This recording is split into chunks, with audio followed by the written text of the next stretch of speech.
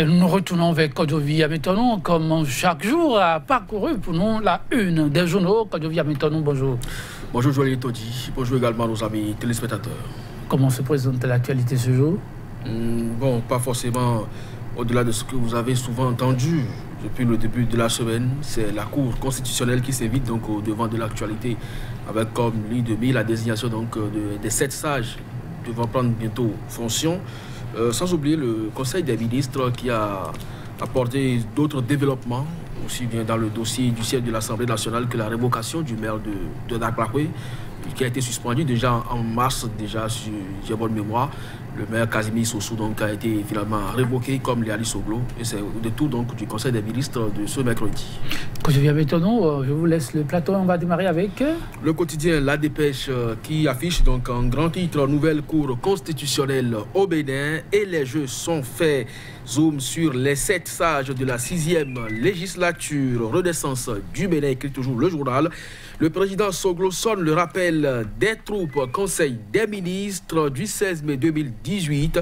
Un nouveau site pour la construction du siège du Parlement. Le journal La Nouvelle Tribune, justification de l'emprisonnement du député Atao. Le procureur Togbonon se rattrape, mais sans convaincre. Chantier de construction du siège de l'Assemblée nationale. Le gouvernement enterre définitivement le dossier. 22 milliards de francs CFA partis en fumée, s'exclame le quotidien. Et puis, nouvelle mandature de la Cour constitutionnelle. Les 7 membres sont définitivement connus. Visite du chef de l'État à Vatican. Talon veut se réconcilier avec l'Église catholique. L'Afrique en marche, porté disparu après une attaque des miliciens Maïmaï.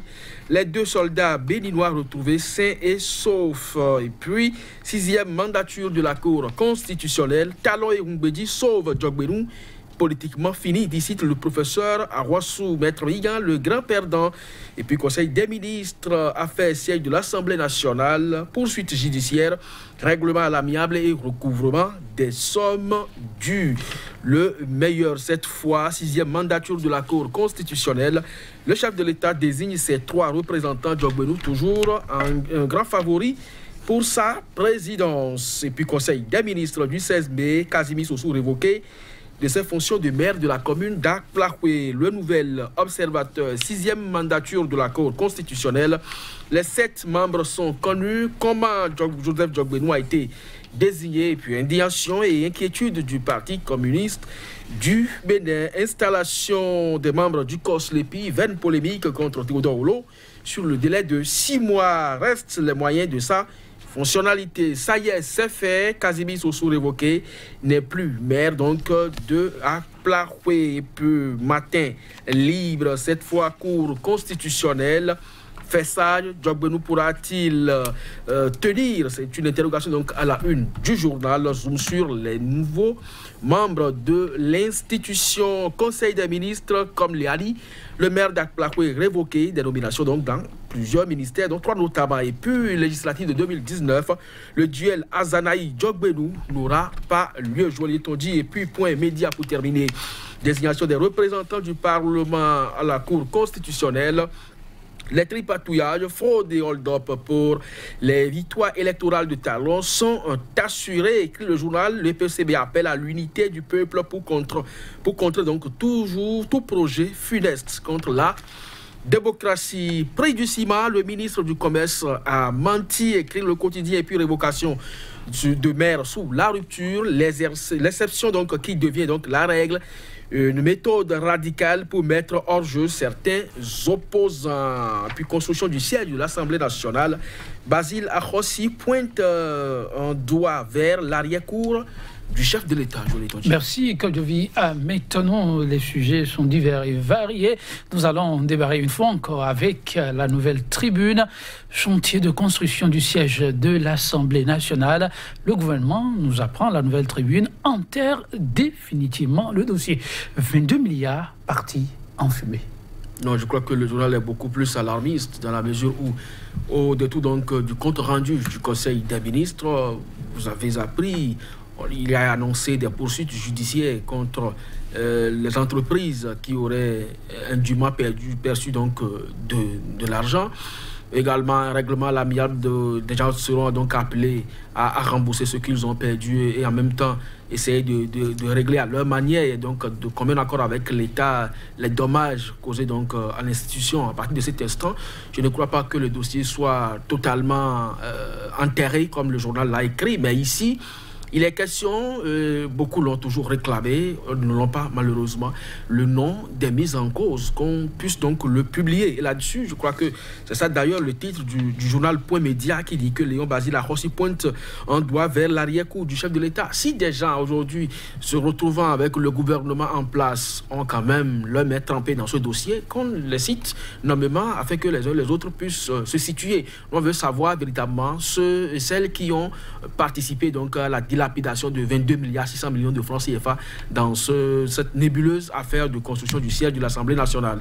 Donc là-dessus, je ne pense pas que le gouvernement ait enterré le dossier. Il urge que le procureur se saisisse et que la lumière soit véritablement faite, parce que c'est la transparence qui est le véritable problème ici. Si le journal ne veut pas donner, en tout cas le gouvernement ne veut pas donner raison donc au journal La Nouvelle Tribune, comme quoi le dossier est enterré, il faut que les noms soient publiés et qu'en son temps, on sache que tous ceux qui sont impliqués ont été jugés.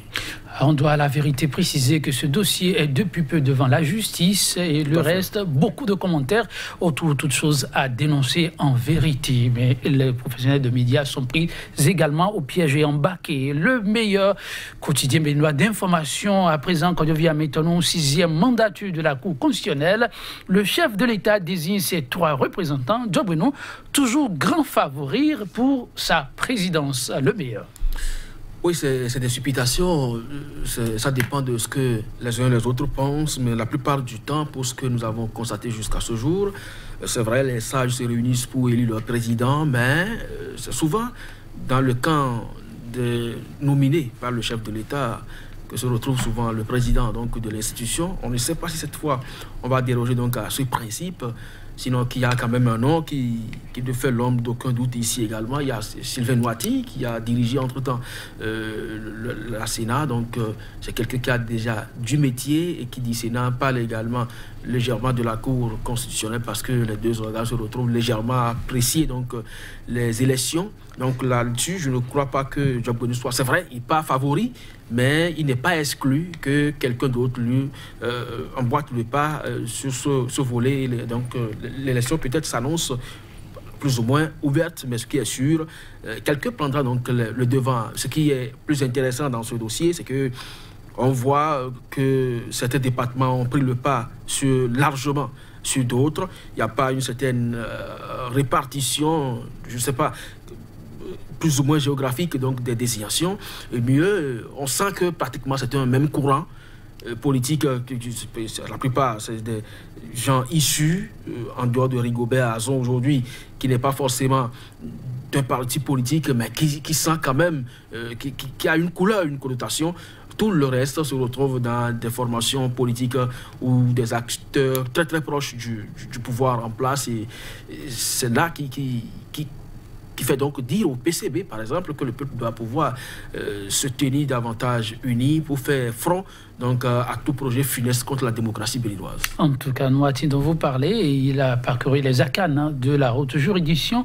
Là-dessus, si c'est en termes d'acquis, oui, il a beaucoup d'atouts qui jouent en sa faveur. Quand devient maintenant, nous n'allons pas vous laisser partir sans un sujet, mais là, de développement, un développement inclusif, mais qui serait de plus en plus en souffrance au Bénin. C'est Matin Libre qui revient sur le sujet. D'autres en ont également parlé, mais il fait une comparaison qui fait froid au dos pour ceux-là enclins au développement inclusif, développement à la base. Conseil des ministres, comme Liali, le maire d'Aplaroué, révoqué purement et simplement à la une de Matin Libre.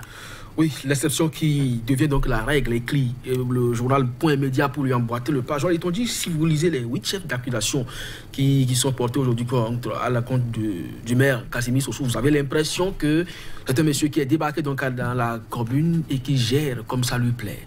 C'est à croire que le conseil communal n'a participé à rien depuis la prise de fonction donc, de ce maire jusqu'à sa suspension le mois de mars dernier et sa révocation hier seulement. Vous dites comme? Oui, ben vous avez donc tout le temps pour lire donc le compte rendu du Conseil des ministres. Je l'ai lu. Vous voulez dire que c'est le contraire de ce qui est en... De toutes les façons, quand moi je l'ai lu, j'ai comme l'impression que le Conseil communal n'a jamais existé à Aplakoui et que c'est le maire seul qui se retrouve donc dans le bureau et il prend des décisions. Donc c'est flagrant.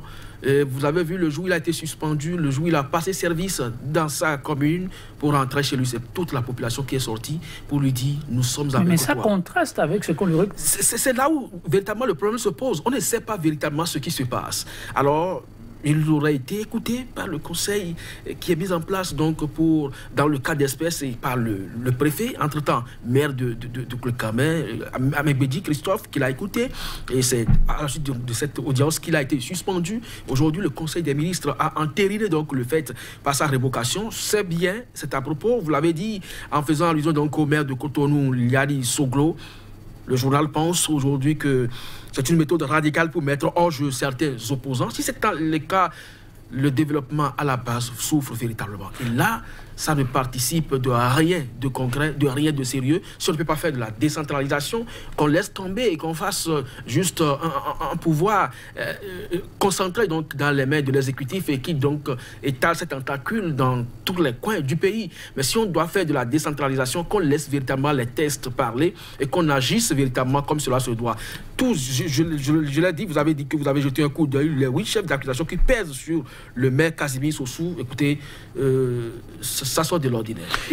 Merci, Kodjovi Amétonou, tout à fait, puisque ça se passe au Bénin. Mesdames, Messieurs, merci pour votre contribution à l'animation de ces numéros de votre rubrique La Une des journaux. On se retrouve demain. L'aventure, oui, se poursuit donc. À demain.